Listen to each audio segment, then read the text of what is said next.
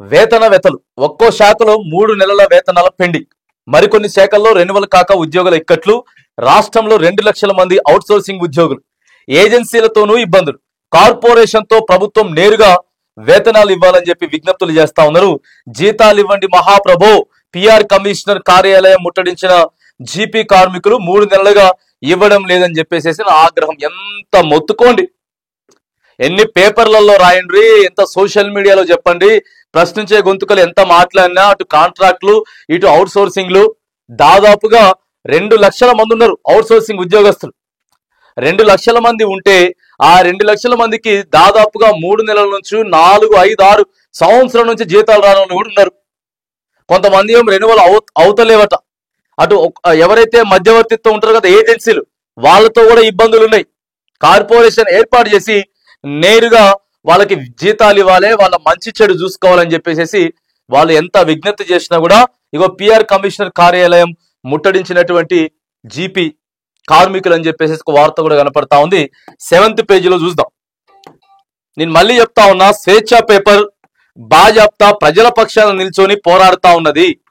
మనం రోజు వార్త చూసుకోవచ్చు. ఏ వార్త చూసినా కూడా స్వేచ్ఛ పర్ఫెక్ట్ గా ప్రజలకి అవసరమయ్యేటటువంటి ముచ్చట్లు, ప్రజల ఏవైతే ఉన్నాయో, ప్రజల బాధలు కష్టాలు ఏవైతే ఉన్నాయో వాటన్నిటిని కూడా తీర్చేటటువంటి ప్రయత్నం చేస్తా ఉన్నారు. 7th పేజీలో కూడా రాసుకొచ్చారు. అవుట్ సోర్సింగ్ ఉద్యోగస్తుల కోసం ఇగో వేతన వెతలు. ప్రభుత్వాలు మారుతున్న అవుట్ సోర్సింగ్ ఉద్యోగుల వేతన కష్టాలు తప్పడం లేదు. ఏళ్లుగా పనిచేస్తున్నప్పటికీ వారి ఇబ్బందులు మాత్రం పరిష్కారం కావడం లేదు. నెల వేతనాలు రాకపోవడంతో తీవ్ర ఇబ్బందులు ఎదుర్కొంటున్నారు. అంతేకాదు కొన్ని శాఖల్లోనూ అవుట్ సోర్సింగ్ ఉద్యోగులకు రెన్యువల్ కాకపోవడంతో మనోవేదనకు గురవుతున్నారు. మరోవైపు కార్మికులంతా ఏజెన్సీలతో వర్క్ చేయించడంలో వారు సైతం వేతనాల విషయంలో ఆలస్యం చేస్తున్నారన్న ఆరోపణలు ఉన్నాయి. కమిషన్లు సైతం ఎక్కువగా తీసుకోవడంలో ఇబ్బందులు పడుతున్నామని పలువురు ఉద్యోగులు వాపోతున్నారు. రాష్ట్రంలో 52 శాఖలు ఉండగా వాటిలో అనుబంధ కార్పొరేషన్లతో కలిపి సుమారు 2 లక్షల మంది పనిచేస్తున్నారు. వారంతా నిరుద్యోగులు. మరోవైపు కుటుంబ పోషణ కోసం అవుట్ సోర్సింగ్ పరిధిన మొగ్గు చూపుతున్నారు. అయితే వారికి వచ్చేది తక్కువ వేతనాలు, వారిని ఎంపిక చేసేది సైతం ఏజెన్సీలు. అయితే వచ్చే వేతనాలు సైతం ప్రభుత్వం ప్రతి నెల మంజూరు చేయకపోవడంతో తీవ్ర ఇబ్బందులు పడుతా ఉన్నారు. ఇక సర్కారు మారిన తిప్పలు తప్పట్లే. కాంగ్రెస్ ప్రభుత్వం అధికారంలోకి వచ్చాక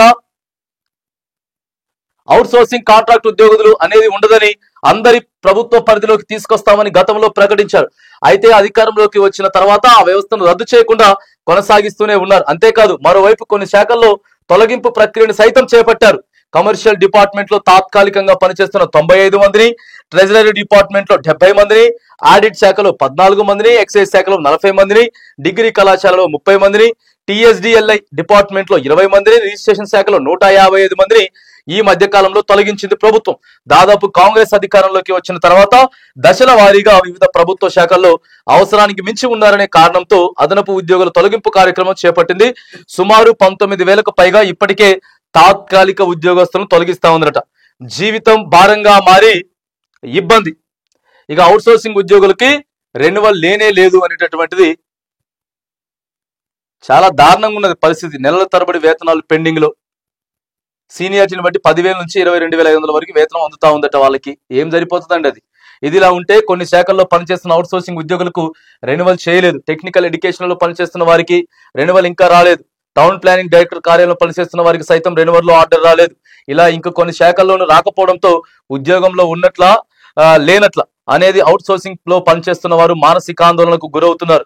వీటన్నిటికీ చెక్ పెట్టాలంటే ప్రభుత్వం ఏజెన్సీ వ్యవస్థను రద్దు చేయాలని పలువురు కోరుతున్నారు. అంతేకాకుండా ప్రభుత్వమే డైరెక్ట్ గా కార్పొరేషన్ ఏర్పాటు చేసి మానిటరింగ్ చేస్తూ వేతనాలు ఇస్తే ప్రభుత్వం ఇచ్చే ప్రతి రూపాయి ఉద్యోగులకు చేరుతుందని పలువురు అభిప్రాయపడుతున్నారు. ఏపీ మాదిరిగా తెలంగాణ ప్రభుత్వం చర్యలు తీసుకోవాలని అవుట్ సోర్సింగ్ ఉద్యోగులు కోరుతున్నారు. అంతేకాకుండా మంత్రులు సైతం పలు సందర్భాల్లో రాష్ట్రంలో ఇంకా అవుట్ సోర్సింగ్ కాంట్రాక్ట్ వ్యవస్థ ఉండదని, అందరూ ప్రభుత్వ ఆధీనంలోకి వస్తారని ప్రకటనలు చేశారు. సో ఇది కథ. అటు ప్రజాప్రతినిధులు కావచ్చు, ఇటు వీళ్ళంతా కూడా మంత్రులు, ఎమ్మెల్యేలు అందరూ కూడా ఆందోళన బాట పడతారట. అవుట్ సోర్సింగ్ ఉద్యోగస్తులు 2 లక్షల మంది ఉన్నారు. వాళ్ళకి రెన్యువల్ చేయలేదు, జీతాలు ఇవ్వట్లేదు, కొంతమందిని పీకేస్తా ఉన్నారు. ఒక్కటే ఒక మాట చెప్పుర్రి, ఇక అవుట్ సోర్సింగ్ కాంట్రాక్టర్లు ఉన్నారు, వచ్చిన తర్వాత అందరూ ప్రభుత్వ ఉద్యోగులతో సమానమే అని చెప్పిరా చెప్పలేదా? చెప్పి 18 నెలలు అయిపోతా ఉన్నది. ఇంతవరకు కనీసం సరే ప్రభుత్వ ఉద్యోగంలోకి వాళ్ళని తీసుకోకపోతే తీసుకోపోయారు, నెల నెల జీతాలు ఇచ్చేసేసి వాళ్ళకు ఒక కార్పొరేషన్ ఏర్పాటు చేయొచ్చు కదా. ఏర్పాటు చేయకపోగా దాదాపుగా 19,000 మందిని పీకేసే ప్రయత్నం జరుగుతూ ఉందట. గత 10 ఏళ్ళు 15 ఏళ్ళు 20,000 నుంచి వెళ్ళి 10,000 12,000 14 16 18 20,000 రూపాయలతో జీతాలు చేసుకుంటూ వస్తా ఉంటే వాళ్ళు ఇలా ప్రశ్నార్థకంగా మారిందా? మీరు ఇందిరమ రాజ్యం అని చెప్పి ప్రజా ప్రభుత్వం అని చెప్పి ఏది ఏమైనా కానీ మిమ్మల్ని ప్రభుత్వంలో పాలి భాగస్తులు చేస్తామని చెప్పి ఇగో ఇంత పెద్ద వార్త ఇవాళ అవుట్ సోర్సింగ్ ఉద్యోగస్తుల గురించి చూస్తా ఉన్నాం. రోజు ఏదో ఒక సందర్భంలో ఏదో ఒక వార్త కనబడతా ఉంది. ఎట్లా కుటుంబం నడవాలి, ఎట్లా పొట్ట నింపుకోవాలి, కనీసం రోజువారి బండి నడవాలి కదా. అప్పులు చేస్తా ఉన్నారట, వడ్డీలకు అప్పులు తెచ్చుకొని కుటుంబాలను నడిపిస్తా ఉన్నారు. ఇప్పుడు ఫీజులు కట్టుకునేటటువంటి సమయం, ఇట్లా చాలా దారుణమైనటువంటి పరిస్థితి ఉన్నది. ప్రభుత్వం మధ్యలో ఏజెన్సీలు ఉంటారు, జీతం వాళ్ళకైతే వాళ్ళు వీళ్ళకేయాలి, మధ్యలో వాళ్ళు కొద్దిగా నొక్కాలి. ఇట్లా రకరకాల ఇబ్బందులు ఉన్నాయి. ఇప్పటికైనా సరే కార్పొరేషన్ ఏర్పాటు చేసి వీళ్ళందరికీ నేరుగా ఉద్యోగాలు ఇచ్చి కొద్దిగా పెంచి వాళ్ళ ఉద్యోగ భద్రత చూసుకొని వాళ్ళకి ఈఎస్ఐ పిఎఫ్ ఏం చేయాలి ఏందనేది ఆలోచన చేయండి. ప్రభుత్వంలో కలుపుకోకపోవడం చేత కాకపోతే ఇదైనా చేయాలని చెప్పేసి అవుట్ సోర్సింగ్ ఉద్యోగస్తుల పట్ల మనం డిమాండ్ చేస్తా ఉన్నాం.